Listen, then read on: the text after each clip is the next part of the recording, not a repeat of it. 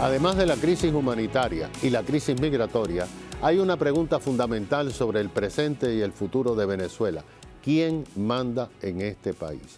La pregunta es válida porque mientras que el presidente Gustavo Petro tuvo la iniciativa de visitar a Maduro en Caracas, el número 2, que en realidad se asegura que es el número 1, amenaza públicamente con invadir Colombia, como hizo Rusia en Ucrania. Hoy vamos a conocer la realidad con el exdiputado venezolano, presidente de Benamérica y profesor universitario, el doctor Paciano Padrón. Bienvenido, doctor.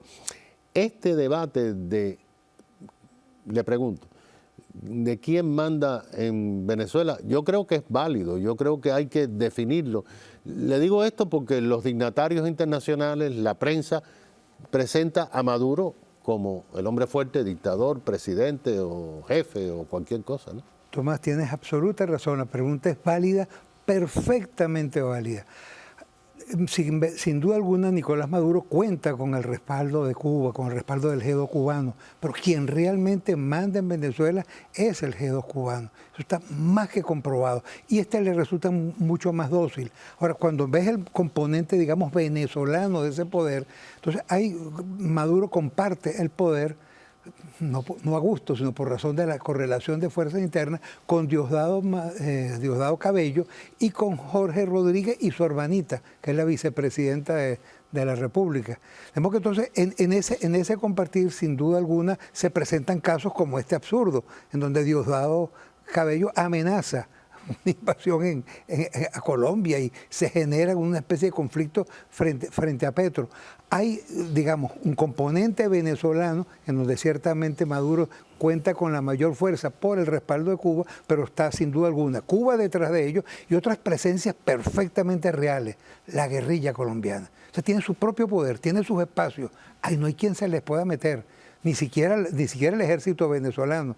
Son espacios cedidos, como los tiene Irán y en el arco minero, lugares donde absolutamente nadie entra. La bota de un militar venezolano no puede entrar allí. Como que Venezuela hoy es un producto de una repartición de poderes en donde quien menos manda o quien manda para nada es el venezolano y estos factores de perturbación, de destrucción que ya suma 24 años los que han venido cada vez más llevando al país a la ruina, una ruina absoluta. Acaba de salir una cifra, en los primeros 10 meses del año se ensamblaron en Venezuela 64 vehículos. Tú te puedes imaginar, un vehículo que cada 5 años no se produce nada. Ahí lo que se produce es deseo de salir, de emigrar. Claro. Y ya llegamos casi a 8 millones de venezolanos fuera del país, constituyendo una realidad terrible, sin haber podido encontrarnos y luchar de frente. El día en que seamos capaces, y tú lo sabes, Tomás, ocurriría lo mismo en Cuba, el día en que, verdad, los cubanos y los venezolanos, cada uno en su país, haga lo que tiene que hacer. Son emprendedores, siempre lo ha sido, ¿no? Así es. Pero ayúdenos a comprender, porque usted tiene mucha experiencia política en el Congreso como profesor universitario. Este personaje, señor Cabello, ¿por qué tiene que lanzar una granada verbal de esa naturaleza después de que Petro viene a rendirle homenaje a este señor Maduro? Y dice, no, podemos invadir, porque además ofende a Colombia, para acabar con la cosa cocalera. Como si ellos no estuvieran en Venezuela en el negocio de la droga. Y como si él no fuera el jefe del cartel de los soles. El capo. Entonces, o sea, aquí yo no comprendo ni a Petro ni a Maduro. Maduro silente y Petro también silente. ¿Qué está pasando aquí?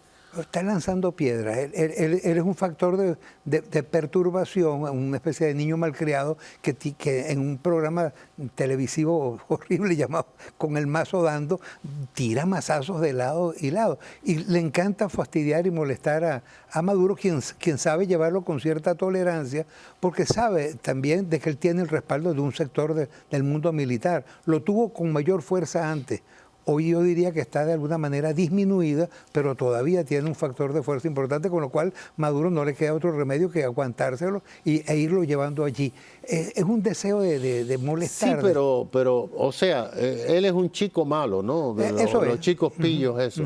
Pero al mismo tiempo, y aquí hay cosas que no se entienden, Cuba quisiera tener buenas relaciones con Petro y Petro con Cuba porque ideológicamente están alineados.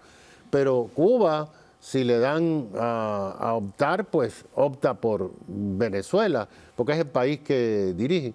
Entonces pone a Cuba, a este caballero, en una situación bastante complicada con Colombia y Petro, ¿no? Y por eso Cuba no quiere mucho a Diosdado, y es parte de un conflicto histórico que no es nuevo, eso viene desde muchísimo antes. En el momento en que decide Fidel Castro poner de lado a Chávez, eliminarlo, matarlo, como efectivamente todo el mundo sabe que ocurrió el 30 de diciembre de 2012, su sucesor, el que escoge Fidel, es precisamente a Maduro. Era lógico, es un hombre formado en Cuba, es un hombre obediente, es un tipo que iba a poner, como efectivamente puso, al servicio de Cuba el gobierno, el manejo, y no le competía el liderazgo, que es una cosa bien importante, claro. que Fidel cuidó mucho y supo descartar. Fidel se cuidaba mucho, claro. A un hombre incluso como el Che Guevara, en el momento que tuvo que ponerlo de lado, pues lo eliminó.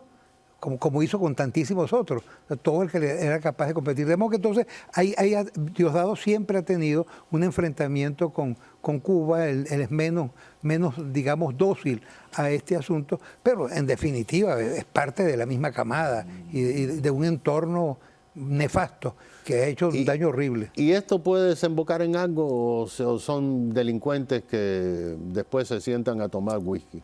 Son delincuentes que después se sientan a tomar whisky porque lo principal es el botín. Y ese botín lo están repartiendo muy bien. Es el arco minero, ya lo del petróleo lo eliminaron, lo acabaron, y eso no produce, ya no genera, pero tenemos el narcotráfico. Eso es una tristeza para gente como usted que estuvieron en el gobierno, en el Congreso, que Venezuela ha pasado de ser millonario productor a ser un mendigo de petróleo.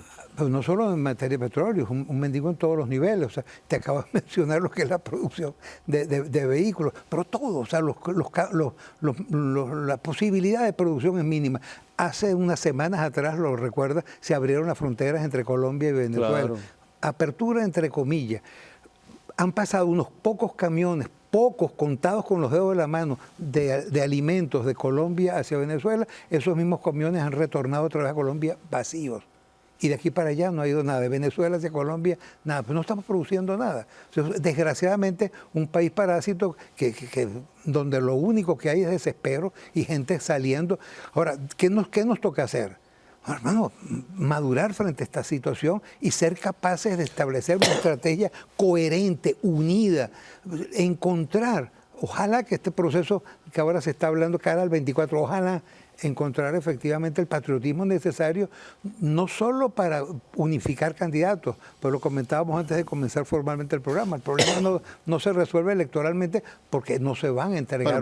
Pero usted sabe, mi querido doctor, que en esas elecciones no se disputa la banda presidencial, se disputa el botín.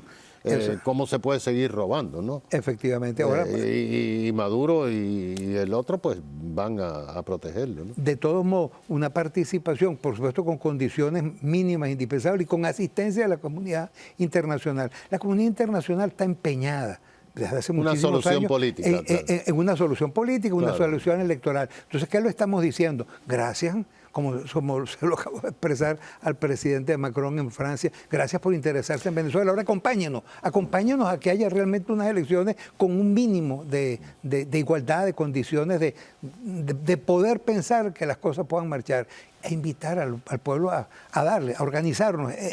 Lo bueno de un proceso como esto es que trae organización, y la organización, por supuesto, va a generar acción. Mientras tanto que estamos sentados esperando a ver cuándo va a llegar el día. El día no va a llegar si nosotros no lo hacemos llegar. Está en nuestras manos. Doctor, muchísimas gracias. Es el doctor Paciano Padrón, exdiputado venezolano, presidente de Benamérica, profesor universitario. Muchas gracias y hay que darle seguimiento a este tema. Enseguida regresamos.